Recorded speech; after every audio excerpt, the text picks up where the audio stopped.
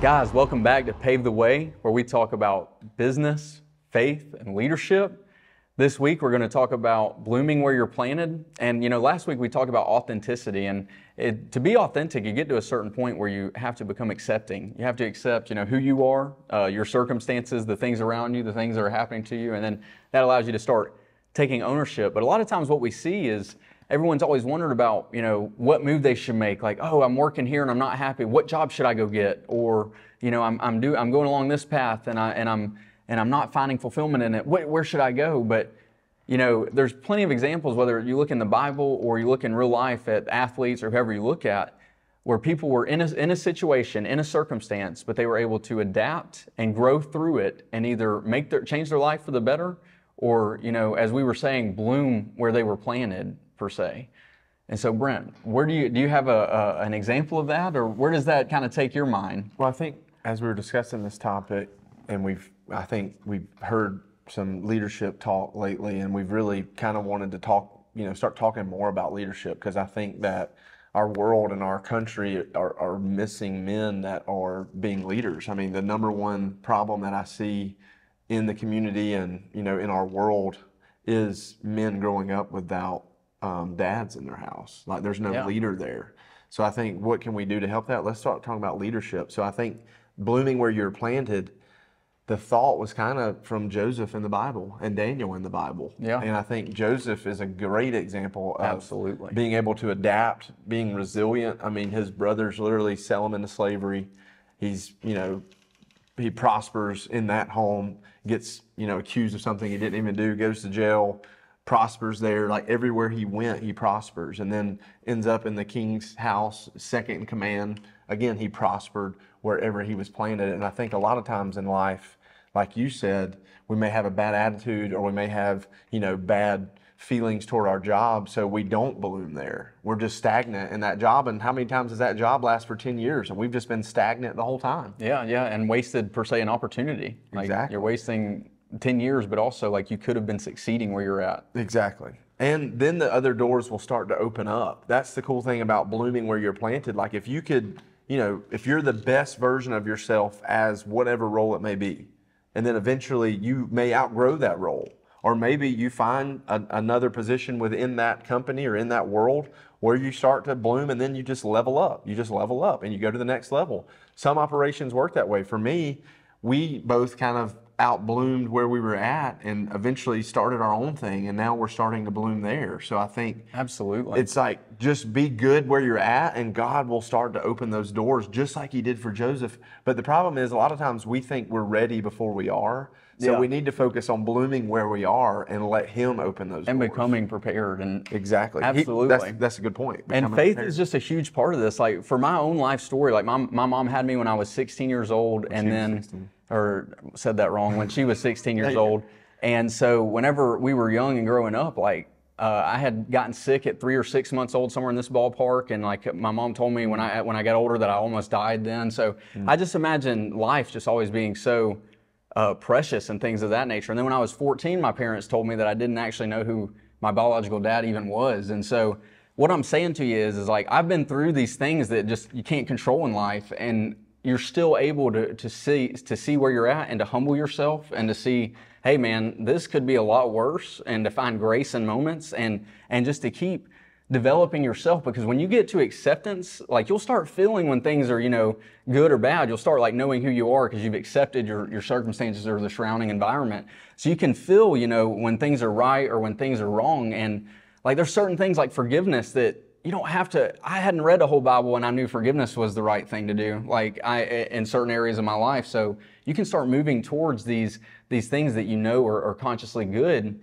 just by accepting. Because when you accept your circumstances and things around you, you automatically start to grow. That's right. Automatically. The first thing you got to do is we'd mentioned taking personal inventory, but just look around and say okay, here's where I'm at. Here's how it could be, a lot worse, and here's where I want to take it to a lot better. Yes.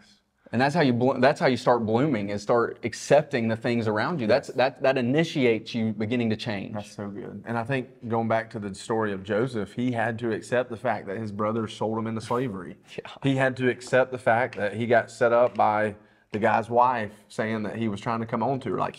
eventually had to accept those things and, to your point, move on with a positive mindset. Because if you sit there and you complain about you're in the pit, and you complain about I'm in the pit, and you complain about this happened to me, and you play that victim, that's where we find the stagnant. That's when we find non-growth, and we're not blooming in those moments because we're talking about how big our problems are. Yeah. Instead, Joseph decided to, and Daniel, even in his story, because Daniel, he got to the point where they were going to get murdered time and time again. They got deported out there, and Daniel's was all weird. these things. Daniel's is so weird, but he again trusted in God and bloomed wherever he was planted. So I think that's what we have to do in our life. And we have to get to that point, that mental point where we don't let our circumstance control how we feel. And that's a hard place to get. Yeah. Is not letting your circumstance control like your emotion.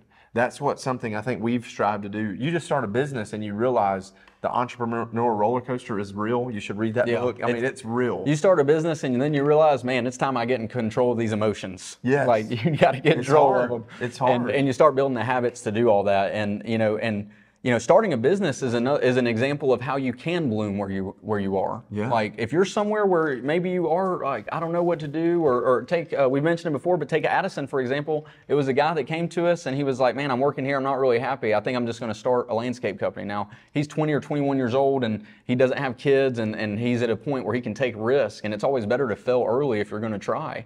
So you can go ahead and take your lessons and learn and expand and exponentially grow quicker. But starting a business is another great way to just bloom where you already are, to challenge yourself, to set yourself up to, hey, I really need to get out of my comfort zone and expand my horizons here. Start a business. Yes. Start a side business. It'll change your life. And I think a lot of people listening to our show, like if you're looking for personal development, if you're trying to become a leader, you're probably dancing with the idea of starting your own business. I think it truly is the American dream.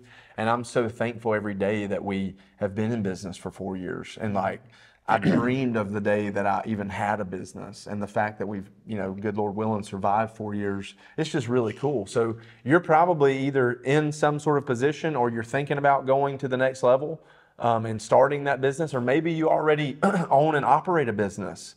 But I think Alex's point is like wherever you're at, just start blooming, start giving it your all, start giving it like truly caring as if you own the business. Because there is something to be said.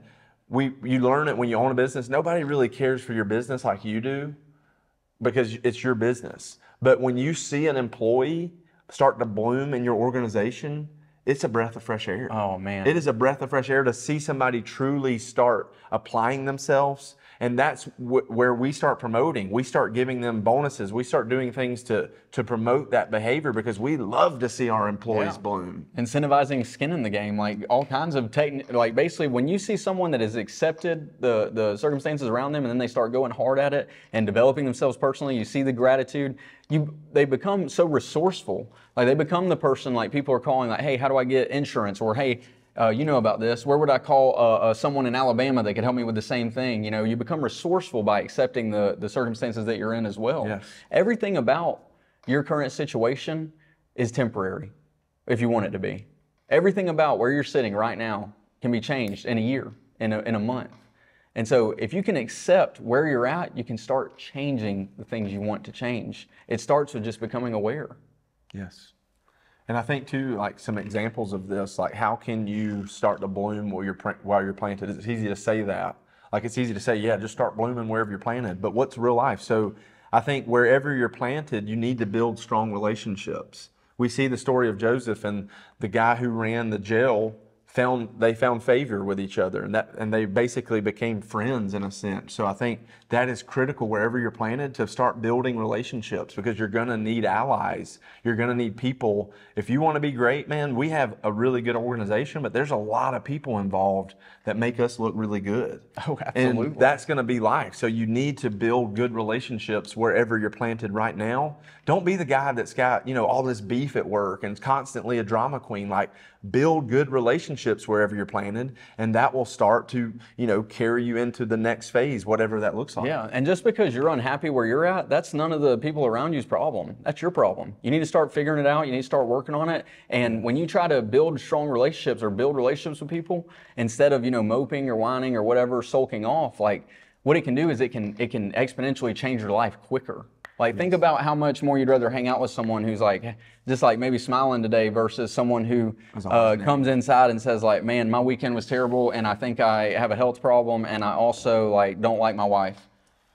I mean, the gratitude person is going to be like more attractive. So it's just building those strong relationships. When you become intentional about that, you become intentional about building the people around you, encouraging them, building them strong relationships. Your life's going to transform. You're going to attract other people trying to do the same thing. You're going to get put in different circles. And I couldn't like attest to it enough. Network, you know, they say network, net worth, all that's connected, but the people that I used to associate with on a weekly basis compared to like where I associate now, there's not really any difference. Like it's the same walls, it's the same Paulding County, it's the same everything, but the intentionality behind the time, it's way different. Absolutely. It's way different. And building these strong relationships has led me to that. It's been a blessing. Absolutely. And it's critical that you do that if you're trying to bloom where you're planted. And I think also learning, and like you mentioned earlier, the mistakes that we make, it's a critical part of blooming. Like you have to learn and grow as you go. A lot of people get in a position and they think they have all the knowledge, they have all the wisdom that they need to fulfill this, and they don't continue to grow. Well, technology changes, everything changes, so it's critical. You know, we are always students. We're always reading. We're always bouncing stuff off each other. We're always, you know, there isn't a week that goes by that we don't send each other some sort of video of like future, you know, growth, future opportunities to make our business better. So you have to learn and grow as you go. And I think too, community service is something like do something for others while you're trying to grow and bloom while you're at. Like have that servant's heart. Yes. I think is really critical. Because what you're trying to do is change the way that you're thinking, change the way your heart is, change the way of everything that you have going on in your life to move in towards the direction, to pave your own way to go along with this show. And so if you do develop a volunteering habit, or you start participating in community service, you get involved with your church, you know, start learning and growing outside of wherever your job is, or you do something like take a course within your job to make you that much better, or to put it on a resume to get to the next one. All of these things are going to just continue to attract the right people and the right experiences to your life, and therefore you're going to get better. It's going to be impossible to not improve and to not bloom where you are if you try these things, if you become intentional about these things. Yes, and true leaders really put this stuff at the forefront of what they do. True leaders take initiative. True leaders don't just sit on the sidelines their whole life. They get out there, and activity leads to success. We say that so much. But that's what you have to do in order to bloom where you're planted. You have to step outside of your comfort zone, and then you have to be a leader in the fact that you got to lead yourself well before you can lead other people well. Absolutely. It's so critical. And true leaders know that it's about, in the end, it's about leading others. If I can lead 100 people that lead 6 more people each, we just led 600 people. We just led 600, and it was just us that started, you know. So leaders know that that's the end result. Like I'm actively every day trying to make the people around me better. And if I am not trying to get better, how in the world could I do that? That's right. How in the world, if I didn't bloom where I was or like try where I am my whole life, how could I have the right to say that to somebody else? That's exactly right. And I think our whole life is these tests and these trials that we go to. And it's basically like levels to our life, and God allows us to go through these things and almost, I don't want to say test us, but essentially test us. And how are we going to handle this? How are we going to handle the 5 people under your leadership right now? Yeah. Are you going to lead them properly? Are you going to help them bloom? Because that's where it gets to the point where you really step into leadership. Not only do you have to focus on your growth and you doing the things, but you now have to put on that reverse side of things and say, how do I get my guys to have this mindset? How do I get people around me to want to bloom? Yeah. And dude, surrounding yourself with men, like in our situation, we've got an organization of maybe, you know, our Bible studies may have, you know, 10 to 14 people. And that's a big part of what we do in the blooming where we're planted. And it's such a blessing to see those kids bloom, to see the guys on our team bloom. We said it earlier, but that's where you got to get to the true leadership, is where you lead yourself well. Joseph led himself well even when his brothers threw him in the pit. Daniel led himself well even when it looked like he was going to get ate by a lion. Yeah. Like he still led himself well. And then eventually God put them both in positions of crazy leadership, where there was no way they were qualified. They weren't even from the countries that they became leaders in. That's how big God is. Yeah, and you don't have to have a following of 200 people to start becoming a leader. Like, start leading yourself today, because what's going to come from this is not only you'll have more opportunity and more, shots at happiness and whatever it is that you're chasing in this world, but on top of that, you're going to have the personal fulfillment. You're going to feel better. You're going to have mental and emotional health because you're doing what you're called to do. You're stepping out of your comfort zone. You're getting out there more. You're testing yourself. You're pushing your faith. You're stretching everything. And all that's going to enhance not only like the relationships you have super close, but also your relationships you have with the world. And everything that you get from trying these things is going to be an improvement. Yes. The times that Daniel and Joseph were living in, I mean, it's way dramatic. Like, Daniel was a vegetarian, and they were like, if you eat all veggies, like, we're going to kill you. Yeah. Nowadays, no threats of that. But these guys still showed up and became leaders in situations that, if you compare them to today's, like, these guys were getting thrown in the furnace. Like, compare that to today, just like getting thrown into traffic for 10 hours and see how you handle that at the end of that, Absolutely. So, and I think too, they never lost their character. They kept their character intact no matter their situation. That's what true leaders do. True leaders keep their character intact no matter what situation they're in, because I think a lot of times when you see people that get a little bit of leadership and a little bit of platform, they start to do some weird things and they get caught up in this stuff and their character don't stay intact. So for us, the way that we want to run our business, we got to keep our character at the forefront of everything we do. And I think that personal fulfillment comes from that. Yeah. Like working your butt off, but having character, that's where I think we feel fulfilled. Yeah. That we're doing what we're called to do. And shooting for impact, like trying to impact people's lives, trying to impact where, if we can just help one person get on a better trajectory, like we have impacted their life in the way that we feel we are called to impact it. And that is just everything for us, for our business purposes, for what we set out to do.